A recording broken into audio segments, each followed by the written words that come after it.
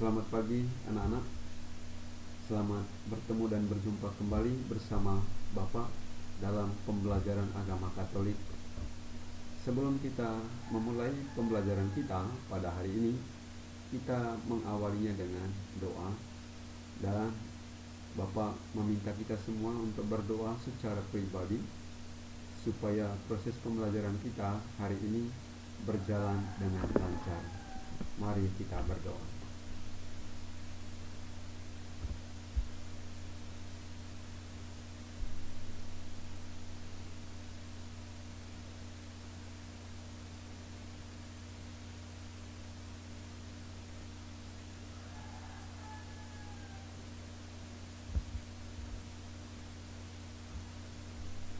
Berdoa selesai, anak-anak. Baik anak-anak, hari ini kita mengawali pembelajaran kita pada tahun ajaran baru ini, dimulai daripada semester ganjil. Kita diwajibkan untuk mengikuti proses pembelajaran secara daring. Mengingat bahwa dunia sekarang ini sedang dihantui oleh virus yang mematikan. Dan virus ini juga itu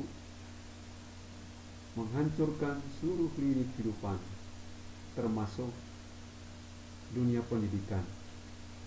Oleh karena itu, jalan satu-satunya supaya pendidikan kita tetap berjalan dengan lancar dan kesehatan kita terjaga. Oleh karena itu, ini adalah pilihan yang terbaik. Dengan demikian, Bapak berharap bahwa anak-anak tetap mengikuti proses pembelajaran ini dengan baik walaupun secara daring. Anak-anak sekalian, untuk pembelajaran agama Katolik kita pada semester ganjil ini ada beberapa subtema yang akan kita dalami bersama. Itu yang pertama adalah Allah adalah sumber keselamatan yang sejati. Yang kedua, beragama sebagai tanggapan atas karya keselamatan Allah. 3. Beriman sebagai tanggapan atas karya keselamatan Allah. Yang keempat, beriman Kristiani. Yang kelima, Maria teladan umat beriman. 6. Iman berkembang dalam kebersamaan. 7. Hak dan kewajiban sebagai anggota gereja. 8. Hak dan kewajiban orang beriman dalam masyarakat. 9. Keluhuran martabat manusia. 10. Mengembangkan budaya kehidupan. Dan yang ke-11, mengembangkan keadilan dan kejujuran. Oleh karena itu, Bapak berharap bahwa anak-anak perlu menyimak subtema ini, karena ini yang akan kita dalami pada satu semester ini secara daring. Kita masuk pada subtema yang pertama, Allah adalah sumber keselamatan yang sejati. Ada beberapa tujuan pembelajaran yang akan kita ikuti bersama dalam materi ini. Yang pertama, anak-anak harus menunjukkan sikap bersyukur atas kasih Allah. Yang kedua, menunjukkan sikap disiplin dalam memberikan kesaksian tentang karya Allah yang menyelamatkan. Yang ketiga, menjelaskan bahwa manusia membutuhkan Allah. 4. Merumuskan pandangan tentang sumber-sumber keselamatan yang ada dalam masyarakat. Yang kelima, menerangkan bahwa Allah sumber keselamatan sejati berdasarkan Kisah Para Rasul pasal 17 ayat 16 sampai 34. Yang keenam, anak-anak boleh menceritakan pengalaman dikasih Allah bisa melalui tulisan. Dan yang ketujuh, menjelaskan bahwa Yesus adalah tanda kasih Allah yang paling nyata. Lalu nanti sebagai tugas keterampilan anak-anak membuat refleksi secara tertulis tentang Allah sebagai sumber keselamatan dalam hidupnya. Oleh karena itu, anak-anak perlu menyimak proses pembelajaran ini. Tahap yang pertama, anak-anak coba mengamati beberapa gambar ini terkait dengan materi kita pada hari ini. Allah adalah sumber keselamatan yang sejati. Ada 4 gambar.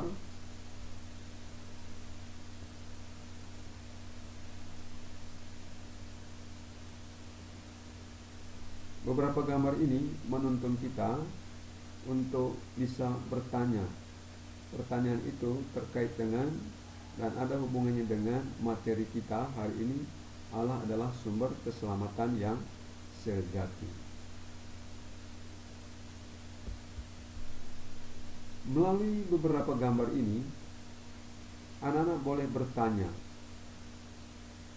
dalam hubungannya dengan materi ketika dikaitkan dengan gambar-gambar ini.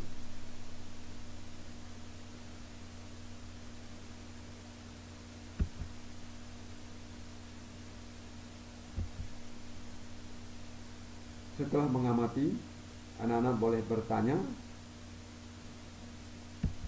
dan setidaknya pertanyaan-pertanyaan tersebut ada hubungannya dengan materi kita hari ini. Begini anak-anak, setidaknya mungkin pertanyaan kita mengacu pada beberapa hal yang mungkin bisa disepakati bersama. Yang bisa dijelaskan adalah pertama, bagaimana cara orang bisa memperoleh keselamatan.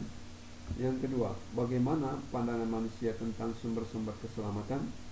Kapan kita sangat membutuhkan Allah. Yang keempat, terangkan bahwa Allah sumber keselamatan sejati. 5. Ceritakan pengalaman dikasihi Allah. Lalu sebutkan bukti-bukti tanda kasih Allah yang menyelamatkan dalam perjalanan hidup manusia. Yang ketujuh, berdasarkan kitab suci Kisah Para Rasul. Ada beberapa pertanyaan. Bagaimana pemahaman orang Athena tentang sumber keselamatan? Apa yang dilakukan oleh Paulus melihat keyakinan orang Athena tersebut? Dan bagaimana tanggapan orang Athena terhadap pewartaan Paulus? Yang terakhir, berdasarkan teks kitab suci Yesaya 44 ayat 9-21. Pelajaran apa yang dapat kamu petik dari kutipan Yesaya ini? Dari berbagai pertanyaan ini, anak-anak boleh mengeksplorasi pertama dengan browsing di internet terkait dengan pokok bahasan. Yang kedua, materi melalui buku lembar kerja siswa yang sudah dibeli. Lalu membaca kutipan kitab suci Kisah Para Rasul. Kisah Para Rasul pasal 17 ayat 16-34 dan Yesaya 44 ayat 9 sampai dengan 21. Anak-anak boleh membaca untuk mendalami materi dengan membaca kutipan ini.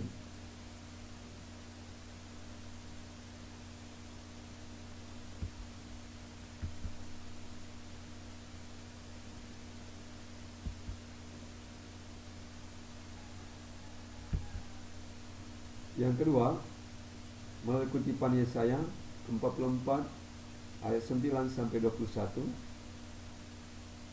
Melalui kedua kutipan kitab suci ini, anak-anak memberikan gambaran yang cukup untuk memahami materi hari ini. Oleh karena itu, Bapak meminta anak-anak sekalian untuk benar-benar membaca kutipan kitab suci ini berulang kali, sehingga ditemukan inti apa yang ingin disampaikan dari dalamnya.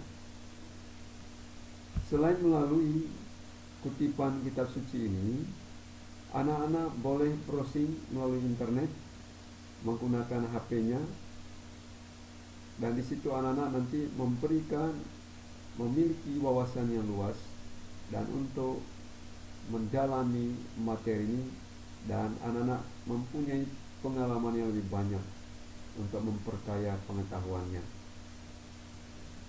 Setelah membaca kutipan ini baik dari Kisah Para Rasul maupun dari Yesaya, anak-anak boleh mengerjakan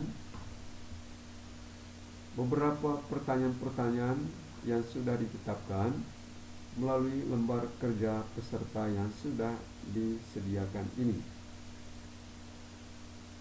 Anak-anak boleh membuat formatnya sendiri, mengingat bahwa Bapak tidak bisa memberikan lembar kerja ini kepada anak-anak sekalian. Oleh karena itu, anak-anak diharapkan untuk membuat model yang sama pada kertasnya masing-masing.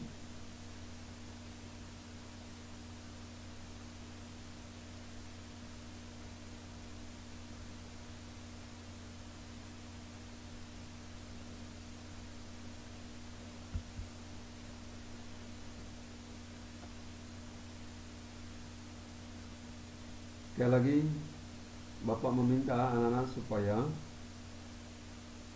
setelah mengumpulkan data dan menginformasi melalui literasi dan pengamatan, jadi anak-anak boleh merumuskan beberapa konsep yang dijadikan sebagai suatu kesimpulan pada lembar kerja peserta didik yang sudah diformatkan dan sudah disediakan.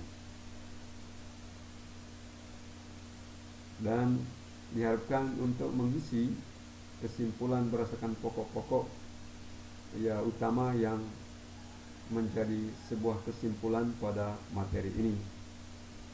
Untuk mempresentasikan ataupun menyampaikan hasil dari tugas anak-anak, Bapak beri kesempatan untuk mengerjakannya sepanjang hari ini. Setelah menyelesaikan semua pekerjaan tersebut, kita tidak bisa mempresentasikan tugasnya melalui Zoom, tetapi Bapak berharap bahwa anak-anak mengirimkan tugas-tugas tersebut melalui WA Group. Dan melalui WA Group itu nanti Bapak akan membuka semua tugas-tugas yang dikerjakan. Pesan Bapak supaya fokus pada pekerjaan kalian, untuk mengurangi permainan yang tidak bermanfaat, yang tidak ada hubungan dengan materi, supaya materi yang kita dalami hari-hari ini benar-benar dikerjakan secara maksimal. Bapak akan memberikan penghargaan atau menghargai tugas anak-anak sekalian apabila anak-anak sekalian mengerjakannya dengan sungguh-sungguh. Bapak yakin dan percaya ketika anak-anak mengerjakannya dengan sungguh-sungguh, pasti akan memperoleh hasil yang lebih baik. Demikian anak-anak, untuk mempersingkat waktu, Bapak beri kesempatan untuk melanjutkan tugasnya pada hari ini, dan pada malam nanti Bapak akan menerima tugas-tugas itu dari kalian semua. Jangan lupa untuk terus menjaga diri dan harus mengikuti aturan pemerintah 5M untuk menyelamatkan kita dari penyebaran virus yang mematikan ini. Sebelum kita menutup pembelajaran kita hari ini, mari kita berdoa bersama-sama dalam diri kita masing-masing, secara pribadi bersyukur dan berterima kasih kepada Tuhan. Berdoa mulai.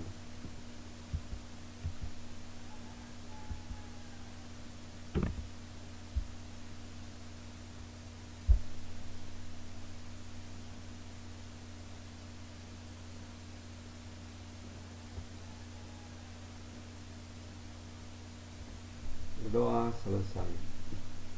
Baik anak-anak, sampai bertemu kembali pada pertemuan yang akan datang.